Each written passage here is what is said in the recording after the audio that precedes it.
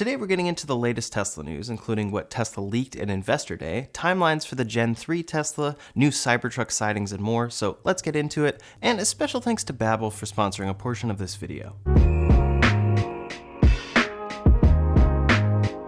First up today, Tesla has created a new support page acknowledging growing concerns around data privacy. Since Teslas are so interconnected and a lot of the vehicle functions use the internet, a lot of data gets transferred between you and your car as well as between you and Tesla in the case of the FSD beta.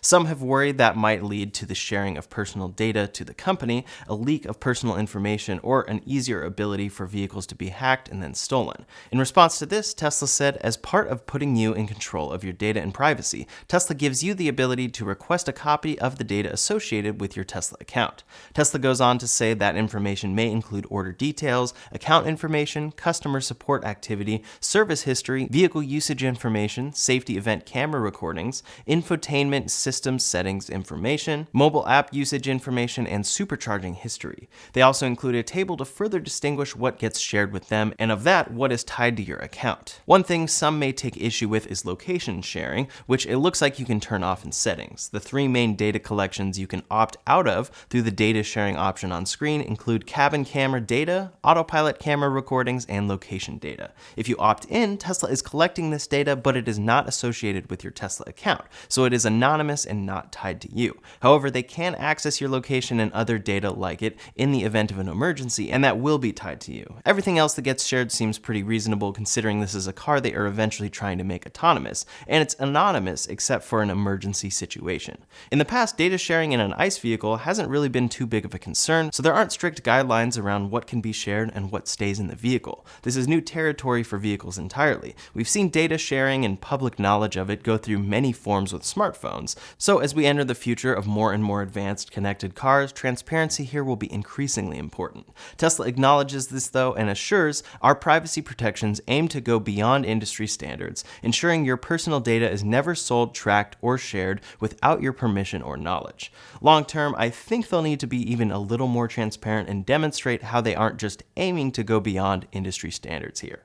Next up today, we have a few new Tesla sightings and updates for the Cybertruck, as well as the timing for Tesla's next-gen vehicle. At Tesla's Investor Day event, we saw a number of Cybertruck updates, including first shots we've seen of the entirely updated interior in this truck. The steering wheel is now a squared-off wheel, or a rounded-out yoke, instead of the original prototype yoke, and there are a number of changes inside to the trim.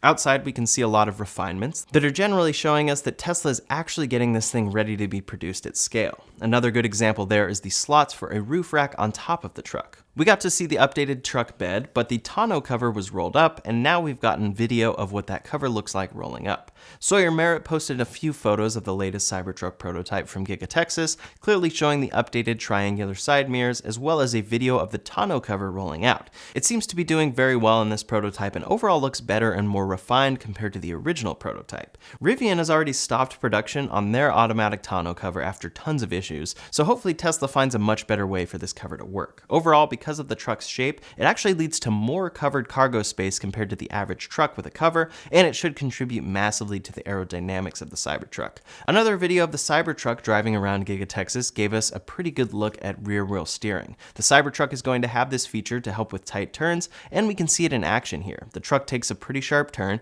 and we can clearly see that the rear wheels are pivoting and not just straight. It's a very slight adjustment here and likely won't be too noticeable, but should contribute to tighter turns when needed in the Cybertruck. I also wouldn't be surprised if Tesla just makes this more of an automatic feature than something you manually engage. Also at Giga Texas, it appears Tesla was in the process of filming or taking photos with the Cybertruck and Semi among their other cars, because we got to see a rare drag race between the two. This video popped up online and clearly had to be staged by Tesla. We see the Cybertruck and Semi leading the pack together, followed by Tesla's other vehicles. It doesn't actually appear to be a drag race since the Semi and Cybertruck are going the same speed. The Semi looks like it's flooring it and the Cybertruck is just riding alongside. If they truly floored the Cybertruck, it should be getting to 60 in about 2.5 seconds or so. That said, many have pointed out that there is no Roadster in this photo op. Tesla's Investor Day made no mention of that car, and they are clearly moving forward with cars designed specifically for manufacturing. The Roadster version 2 would be an old design for them at this point, and I wouldn't be surprised if they ultimately plan to retire that car entirely. We'll have to see, but I hope that they at least make a limited run of them, fulfill orders, and give them to referrers who won them. As for Tesla's next generation demonstration vehicle, they made a point of purposely not showing this car at Investor Day, but talking about all the massive changes they plan to make with it. Ultimately, it will first be produced at Gigafactory Mexico, but again, we're seeing this mysterious smaller Tesla on the road, and it's continuing to raise questions. Recently in China, what seemed to be a smaller Tesla prototype was spotted. It has everything we might expect from a smaller Tesla, and clearly the Model Y lights, wheels, and autopilot cameras, but upon closer inspection, we found this car to simply be a modified Mazda CX-30.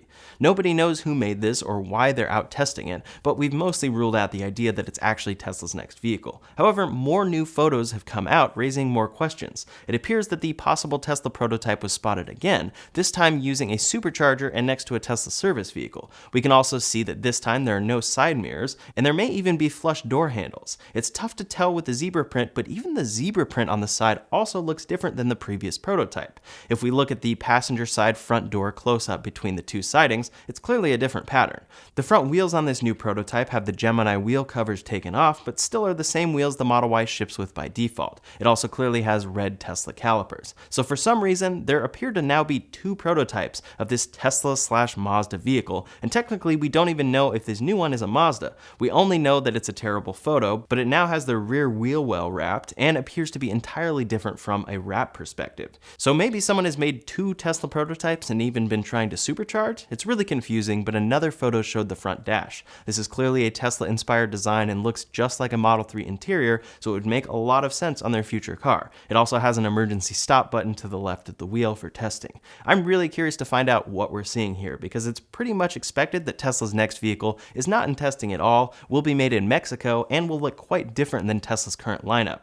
As for the latest there though, we may have some updates. Before we go any further, I'd like to thank today's sponsor, Babbel. Babbel is one of the top language learning apps in the world, with intuitive lessons to help you learn a language through real-life conversations about travel, business, relationships, and more. I personally want to learn a new language to challenge myself, learn something new, and feel more confident when traveling to places where they don't speak English.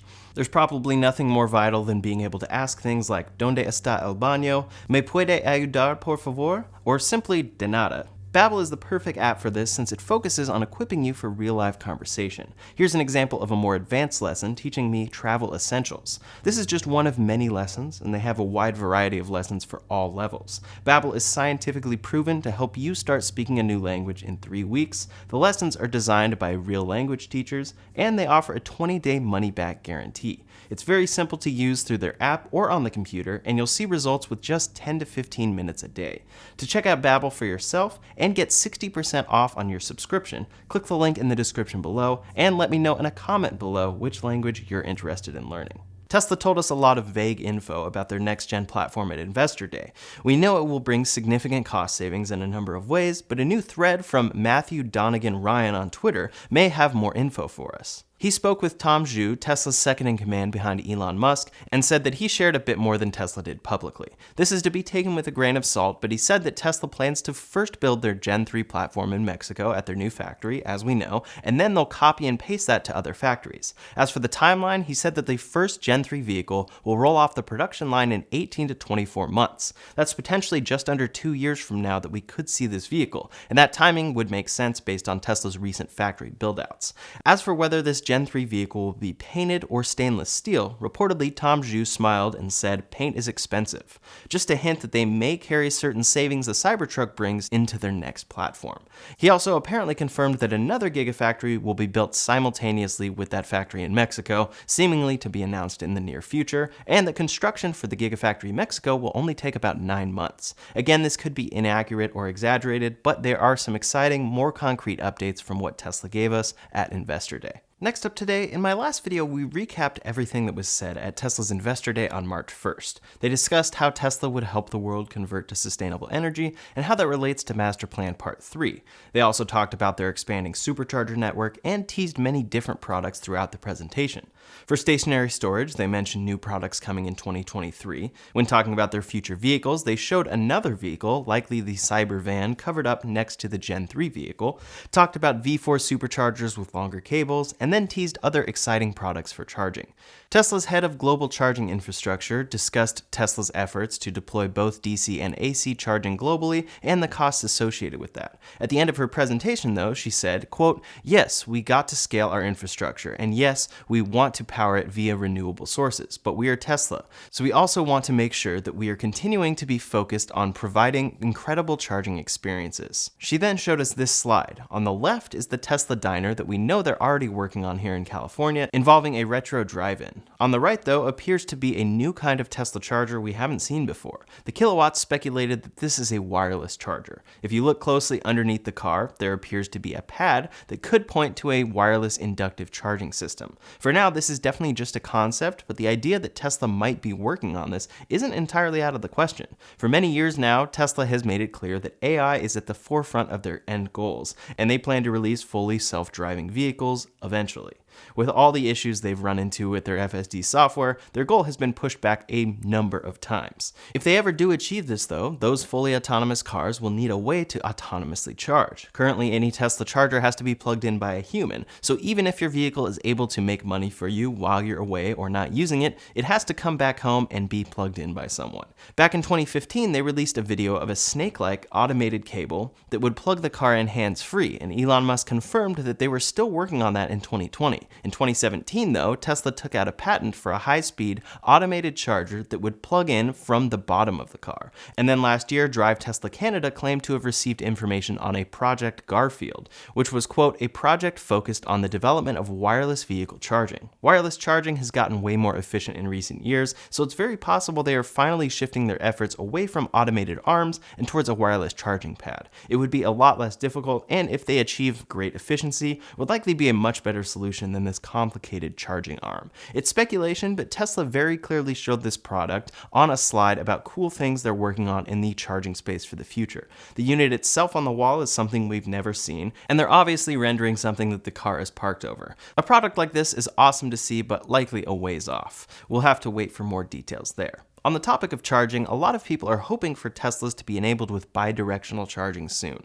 That would allow your car to essentially become a huge power bank able to charge external devices or even your home in the event of a blackout. A few other companies offer this, with Ford offering vehicle-to-home charging with the use of a special wall charger. Historically, Tesla seems to have been against this feature, though. During the Q&A portion of Tesla's Investor Day, VP Drew Baglino mentioned that Tesla would have bidirectional charging in as little as 2 years. Someone had asked if Tesla would move towards enabling bidirectional charging, and he responded by saying it hasn't been a priority and it wasn't a conscious decision not to have it. He mentioned Tesla is currently in the retooling process for their power electronics manufacturing, and it could be a possibility in the next 2 years. Elon then stepped in at that point, though, saying, "I don't think very many people are going to want to use bidirectional charging, unless you have a Powerwall, because if you unplug your car, your house goes dark, and this is extremely inconvenient." He doesn't seem to be acknowledging how helpful bidirectional charging would be during an emergency power outage, but as pointed out by Electrek, there are several reasons Tesla hasn't prioritized this capability.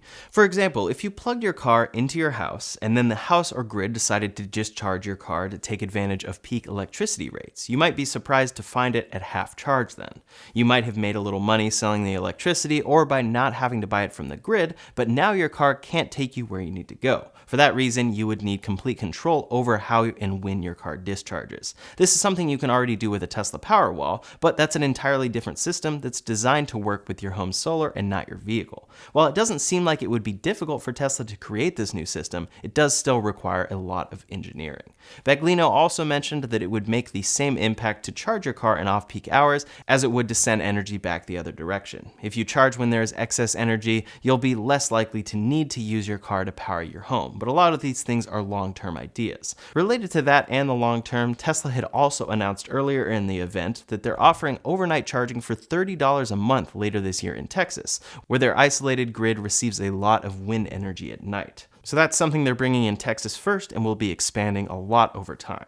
Last up today, an update from Rivian. Rivian has released their Q4 earnings in a shareholder letter, and they seem to be making good progress. They're reporting a 36% quarter-over-quarter increase in production and about $12 billion in cash, cash equivalents, and restricted cash as of December 31st, 2022. In 2022, they produced 24,337 vehicles in total, just shy of their goal of 25,000. Their goal for this year is to produce another 50,000. That includes the R1T, R1S, and delivery vehicles. In Q4, their revenue increased 23% to $663 million, compared to $536 million in the third quarter. Operating costs also decreased to $795 million in Q4, compared to over $2 billion last year. It seems like Rivian is headed in the right direction here, but they're still reporting a net loss of $1.7 billion, compared to a net loss of $2.4 billion last year. They still have a long ways to go. On top of this, they're facing a new recall of over 12,700 R1T and R1S vehicles